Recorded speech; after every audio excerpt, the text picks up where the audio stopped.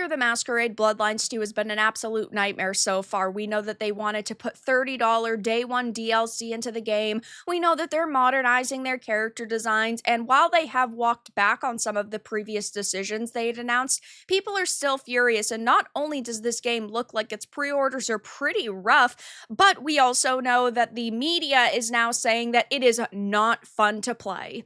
I have a few different things to show off, but before I get into the topic, if you enjoy the content I create, check out the links in the description, join the community in my live streams, and consider supporting through Patreon or YouTube memberships. Now, obviously, we buy games to play games. It's like with walking simulators or story games where it's 95% cutscenes. I'm sorry, that's just not the experience I expect to get. If I wanted to buy a movie, I would go to Prime Video or YouTube and I would purchase a movie.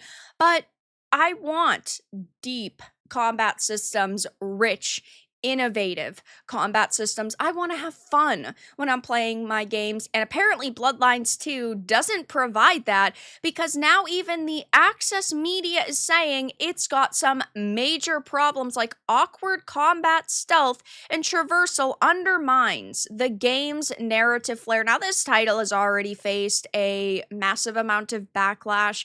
There are a lot of people who are saying they're either not going to purchase it or they're going to wait until it's on deep discount, which I typically say to do. I think that most games do not deserve a $70 or $80 price tag, never mind if you buy like the digital deluxe editions. I just think that most of the games that release nowadays, you could wait to play until they're on sale. But with a game like Bloodlines 2, right, I get that there are a lot of people who are very excited for it. You've been waiting decades for this game to come out.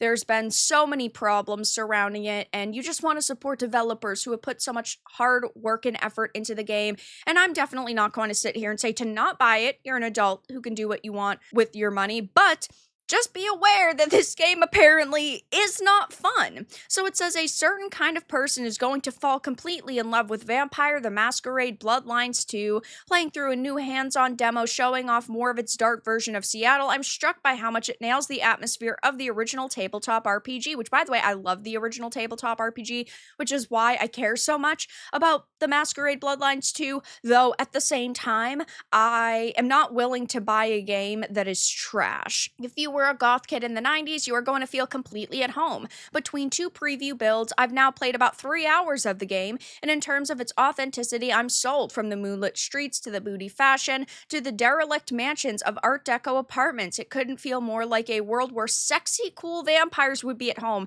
I think it's funny that they say sexy when none of the characters in this game look sexy at all whatsoever, and that was one of the major controversies that this game had went through. Their character designs are extremely androgynous. Like, if you only took a quick peek at these, you wouldn't be able to tell which was the male and which was the female. And the only way you can really tell, even at this point in time, is the fact that on the left, the character's shoulders are broader, their forearms are a little bit larger, and I guess if you really zoom in and you cope a little bit, you can see a little bit of stubble on their chin, but these are the male and female designs. They look basically exactly the same. And as a woman, right, I care a lot about my character design. If my character doesn't look cool, I don't like my character. Maybe that's just me, but I don't want to play as some androgynous freak. I want to play as either a very sexy woman or a very sexy man, and you don't get either of those in this game. But now they're saying that even though you can play as sexy, cool vampires, this game is actually trash. So it says Bloodlines 2 combat is too awkward to be empowering. Fights against ghouls and lesser vampires almost always saw me badly outnumbered, and with the first-person perspective limiting my peripheral vision, the result was that my respected elder vampires spent rather a lot of time getting sucker punched in the back of the head. Unlockable bloodline powers, including everything from mind control to boiling a target's blood until they explode, go some way to evening the odds, but I never felt like they wove naturally into the rhythm of combat. More complex powers felt felt too fiddly to deploy in the chaotic melees, while simpler ones often just worked as a limited use I win button rather than part of a rounded arsenal. It's so odd to me that they chose first person. I don't know. A game like this just to me screams over the top, or of course, overhead combat, third person perspective. To me, it just does not scream first person. But putting that to the side, we have a very cool idea here with things like boiling a target's blood and really going around the city and ultimately fucking shit up. But they chose to go for, it seems, aesthetic over combat, which in my opinion is what matters the most. Sure, you need a very cool aesthetic in a game. I don't feel like a title like this would be that ordinar aesthetically, but you also need amazing combat, or else I'm going to spend 20 minutes in your game and then I'm going to quit and I'm going to refund. And it sounds like if you're actually somebody who plays games to play games, you're not going to enjoy this. It also says the stealth system is disappointingly crude and held back by dim-witted enemy AI, while the design of encounters usually forced me into open combat after just one or two silent takedowns. If there's a clever approach to entering a big square room with 6 enemies standing in a crowd in the middle, for example, it wasn't obvious to me. It also says the demo ends with a boss fight against a powerful rival vampire, and it's here that things fell apart completely. My target was far too strong and tough for a toe-to-toe fistfight, so the only path to victory I could see was cheap tricks, and this just doesn't sound good at all whatsoever. If the Access media is trashing a game's combat so much like this, sure, I get that there are going to be people who are going to say they just suck at the game, but at the same time, they're praising the rest of it, so you would think that they would just completely glaze the combat, even if it's bad, and say it's phenomenal. Now, we know that they had just gone through a major controversy with the locked clans.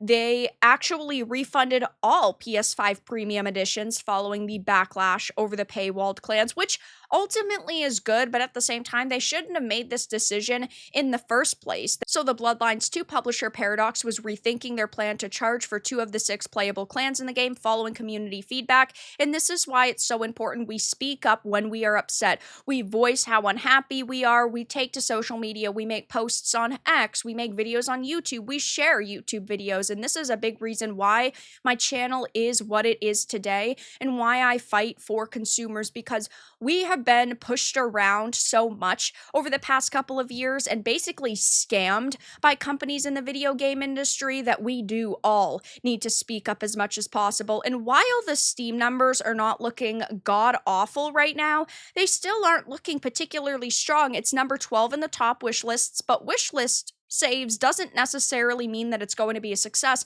and it's number 266 in top sellers, and it's not even that far away, so we'll have to see what this ends up being. But when I see number 266 for a game that has been this hyped up for so long, it just doesn't strike me as a very positive situation. Now, maybe at release it will end up being in the top 10 sellers list. I don't necessarily know, but I would be curious to see what the console numbers are, given they did refund people. So I will be covering Vampire the Masquerade, Bloodlines 2 again in the future, I'm sure, because these developers just continue to make terrible decisions. But we do know that not only did they refund people, and not only have they faced backlash over the androgynous character designs, but now there are journalists saying while they love the atmosphere, this game is not fun to play. But that's all that I really had to discuss in this video. Let everyone know your thoughts in the comments below.